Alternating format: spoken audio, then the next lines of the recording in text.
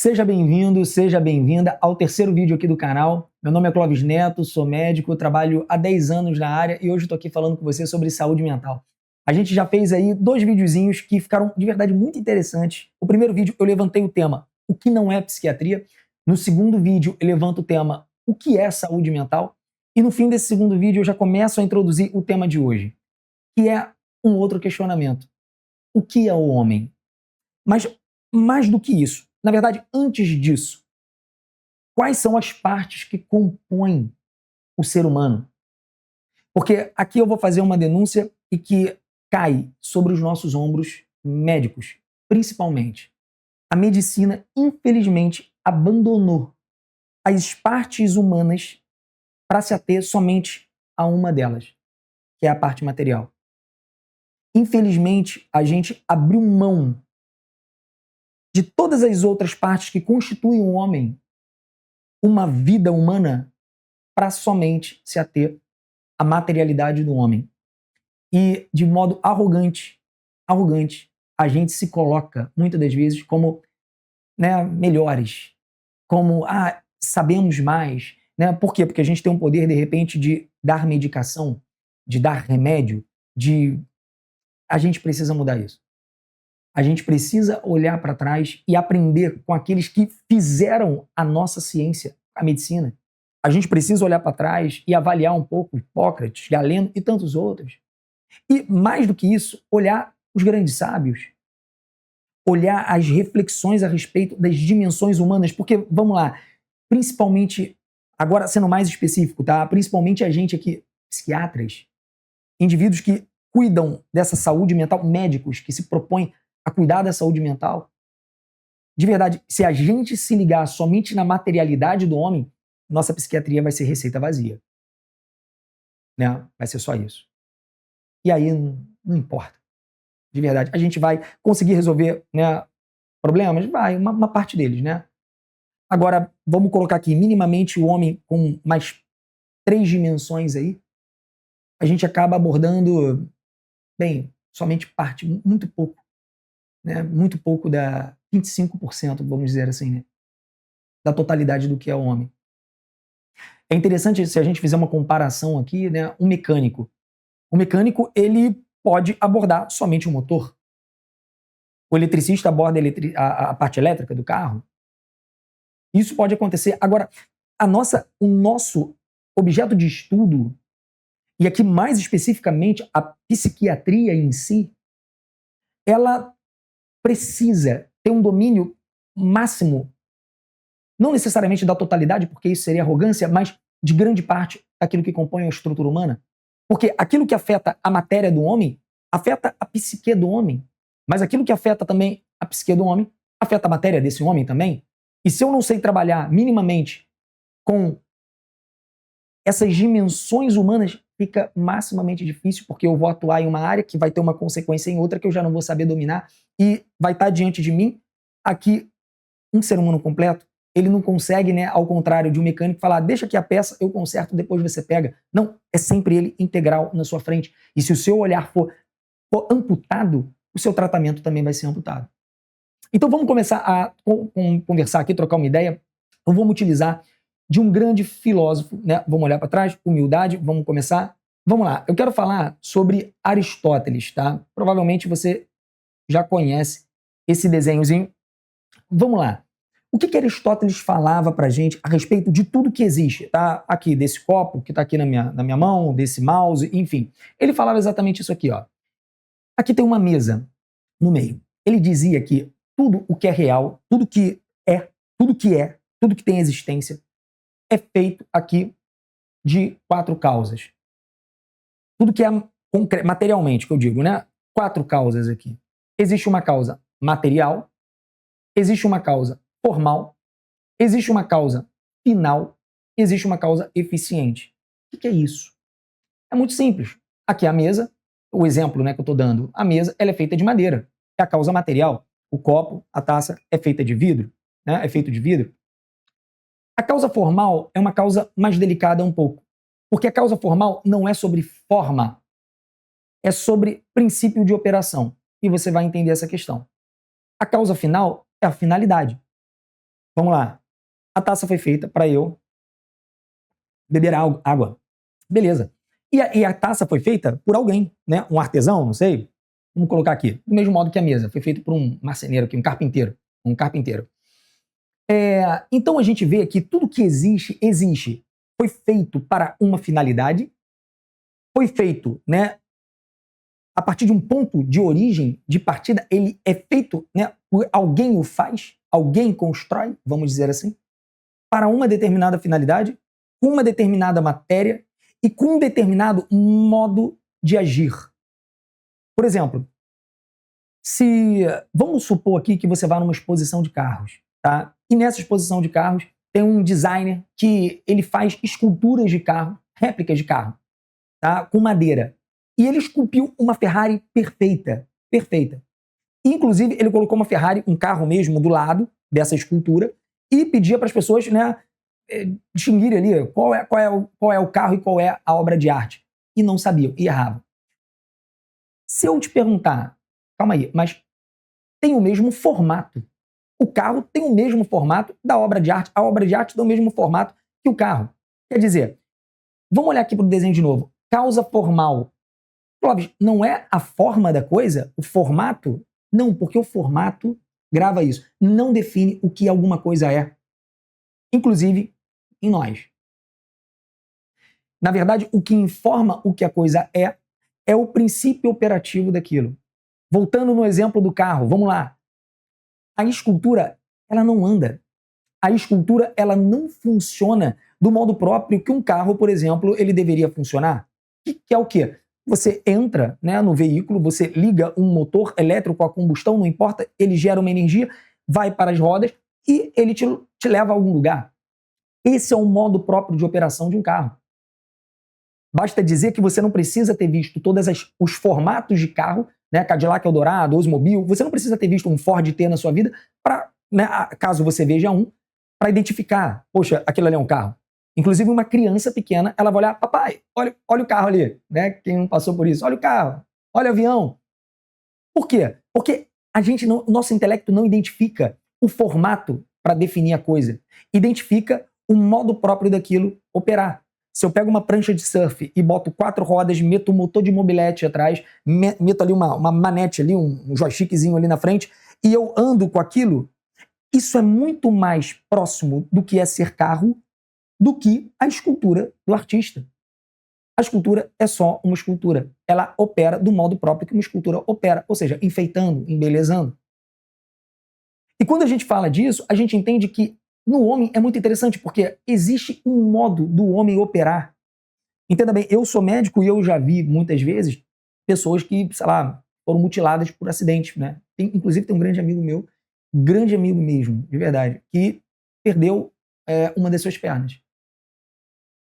E mesmo assim ele não deixou de ser homem, mas o formato dele mudou. Vamos lembrar aqui do caso trágico que aconteceu, né, com os rapazes, né, e aquele animalzinho, né, o cachorrinho, né, o orelha, né, enfim, algo absurdo. E vamos lembrar aqui, eu inclusive vi uma postagem que, sei lá, descrevia, né, esses rapazes de modos assim, né, diversos, né. E muito interessante que, assim, eu vi um comentário falando desumano. Desumano. Olha como isso tem relação com aquilo que a gente está falando. Bem, apesar daqueles, né, rapazes lá, né, não terem alguma deformação no seu formato, eles operam de um modo que não é um modo próprio do agir humano. Logo, eles se apresentam de forma desumana. Isso é muito fácil. É isso que você está dizendo quando você olha uma situação dessa e fala assim, desumano. O que faz um homem, um ser humano, ser homem não é o seu formato. Se a gente sofrer um acidente, se eu sofresse ou você sofresse, e a gente perdesse os membros, os olhos, e ficasse completamente desfigurado, o órgão genital, enfim, eu não deixaria de ser homem. E nem você deixaria de ser homem, mulher, enfim. Então, a forma aqui é uma das causas que definem o homem e é o modo próprio de agir, de operar. Se a gente trouxer isso para o ser humano, para o homem, a gente vai ver então que o homem tem o quê? Ele tem 4 causas, 4 dimensões. Nós temos uma dimensão material, biológica, né? Onde tem o quê? Doenças, doenças. E a gente vai ver que existem algumas doenças psiquiátricas que maximamente têm relação com a causa material do homem, transtorno bipolar, esquizofrenia, autismo, toque, enfim. São quadros que a gente vê que tem, inclusive, uma herdabilidade. Pais que têm filhos, né? Esses pais com, de repente, um transtorno bipolar que têm filhos, esses filhos têm cerca de 80% de chance, 80% a 90% de chance de também ter um transtorno bipolar.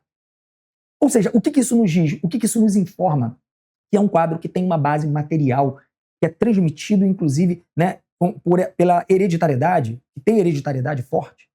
Agora, tem outros quadros, como, por exemplo, o transtorno de personalidade, que normalmente a gente não consegue ver isso. A gente não consegue ver que indivíduos que têm filhos, esses filhos apresentem também, com essa margem grande de acerto, vamos dizer assim, também o mesmo quadro de transtorno de personalidade. Não é isso que a gente vê. Ou seja, existem alterações que têm base na matéria e alterando a matéria, transtorno bipolar, estou dando exemplo, esquizofrenia, por exemplo, eles alteram o modo do indivíduo operar. Na realidade, alteram a forma humana. Não é formato, o modo operativo do homem. Claro, não alteram o formato a nível da gente classificar como desumano, não tem nada a ver com isso. Pelo amor de Deus. Mas não faça essa comparação. Estou avisando porque é bom a gente avisar, né? Eu sei que ficou explicado, mas a gente nunca sabe. Então, vamos lá. Existem alterações materiais que alteram a forma, o modo de operar humano. Agora, existem também alterações que são alterações do modo de operar humano, mas que não têm alteração da materialidade necessariamente. Como a gente viu aqui agora, eu dei o exemplo do transtorno de personalidade. Então, vamos lá. E sabe o que é engraçado e o que é bonito de ver? No caso do transtorno de personalidade, o remédio não é tão eficaz. Pensa comigo, o remédio, ele é o quê? Ele é uma matéria. A matéria tem capacidade de intervir em que causa do homem? Na finalidade do homem? Na origem do homem? Na causa formal do homem? Não, o remédio, ele pode alterar a causa material do homem. É da mesma natureza. E alterando a causa material do homem, eu altero, em consequência, o modo de operar, o modo operativo daquele indivíduo. Isso é muito importante. Agora, alterações que não têm base material, eu posso entupir o indivíduo de medicação. Eu posso até ter algum efeito, né? Diminuindo uma ansiedade, diminuindo algum quadro, como se fosse um sintomático, como se fosse uma dipirona. Né? Ah, está muito ansioso. Um indivíduo com transtorno de personalidade está ansioso. Eu diminuo um pouco a ansiedade dele, mas eu não trato a causa. Qual é a melhor terapia para esses transtornos, né? Como exemplo aqui que eu dei, qual é o melhor método de abordagem? A psicoterapia, a psicologia. Porque é o quê? É o tratamento através da palavra. Através de algo, através não da palavra puramente, mas daquilo que a palavra carrega. Do intelecto, do reordenamento de estruturas e de dimensões que a gente não está vendo correlação com a materialidade do homem propriamente. Ou seja, a gente consegue ordenar a forma humana quando ela se apresenta desordenada, mas sem um fundo material, a gente ordena com psicoterapia. É isso que a gente vê na prática. E é isso que estudos também demonstram. Então, e você de repente está se perguntando, tá, Clóvis, beleza, entendi. Calma aí. Então, como que eu vou, né, abordar as outras causas? Porque até agora, o que ficou claro? O que a gente entendeu? A medicina, infelizmente, ela se fechou somente na parte biológica humana. É claro, é o nosso objeto principal de estudo, óbvio. Óbvio. Agora, se eu também não tiver uma percepção geral do homem, eu não consigo nem tratar a parte material dele. Porque eu não sei o que esperar da alteração formal, da causa final, na vigência de um tratamento da causa material. Eu não consigo analisar o homem como um todo na minha frente. O psiquiatra, o psicoterapeuta, o psicólogo, pessoal, nós precisamos ter uma antropovisão, uma visão do homem ampliada, para conseguir abraçar o indivíduo que procura a gente, para conseguir olhar e entender o que está acontecendo e não olhar de forma rasa. Agora, vamos lá, o que a causa final poderia ser? Abarcando a causa final, vamos ser objetivo, já passou do tempo, vamos ser objetivo. O que seria a causa final do homem? A causa final é tratar o sentido da vida daquele indivíduo. Qual é a finalidade da vida humana? Algumas correntes, por exemplo, da psicologia falaram sobre isso, o Viktor Frankl falou massivamente sobre isso. A gente poderia falar sobre a escolástica aqui, a forma humana. A gente poderia trabalhar o modo próprio de agir humano, ou seja, os hábitos operativos do homem, as virtudes, trabalhar os vícios. Quais ferramentas a gente usa para isso? A ascética. Agora, fica difícil se o indivíduo não tem essa visão de vida, porque vai cair para você. Bem, e se já caiu e você não teve ferramentas para poder abordar essas causas do homem, você deixou passar uma oportunidade muito grande. E também vai ter a causa eficiente, que é, bem, o que fez o homem, o que faz o homem. E aqui, claro, a gente pode abordar psicoterapeuticamente a ideia da religião. Isso é muito importante, de verdade, não há problema nenhum nisso. Nenhum nisso. Em se abordar a espiritualidade, em se abordar a religião, a prática religiosa. Tem indivíduos que querem e precisam. E eu, particularmente, vejo muitos, muitos benefícios nesse sentido. Agora, claro, tem indivíduos que, né, têm um outro tipo de crença, não tem problema algum. A gente vai trabalhar ele sendo a causa eficiente, ele sendo aquele que constrói a sua própria história, a sua própria biografia. E com essa abordagem, a gente vai colocar esse indivíduo no centro da responsabilidade, da necessidade de se responsabilizar pela construção da sua história. Por dar um caso, do mesmo jeito que, de repente, um artesão deu vida a esse copo, eu tenho que dar vida, a minha biografia. Então, se eu não tiver essa dimensão, eu não consigo abordar o indivíduo por completo dentro desse tema de saúde mental. Bem, esse foi o terceiro vídeo nosso. Bem, eu espero que você tenha gostado. Se gostou, curta, compartilhe, envie para quem precisa. São 17 minutinhos aí, mas eu acredito que tem muito a acrescentar. E se você é um profissional, de verdade, eu estou aberto para conversar, para trocar ideia. Poxa, a gente precisa se unir para a gente poder desenvolver melhor a nossa área.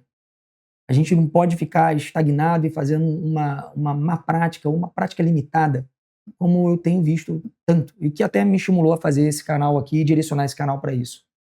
Um dia abençoado a todos, foi muito bom, e até o próximo vídeo, onde eu vou conversar e expor outro problema, que vai ser, bem, agora entendendo quais são as dimensões do homem, eu me questiono, a psiquiatria, ela tem abordado só sintomas? Será que a psiquiatria ela tem tratado realmente por inteiro a raiz dos problemas? Ou ela tem se contentado somente em passar ali pano e dar dipirona para as febres, né? Para a ansiedade, para a depressão, só tratando de modo sintomático? É uma crítica pesada, mas a gente precisa fazer. Vai ser o tema do nosso próximo vídeo. Um dia abençoado a todos.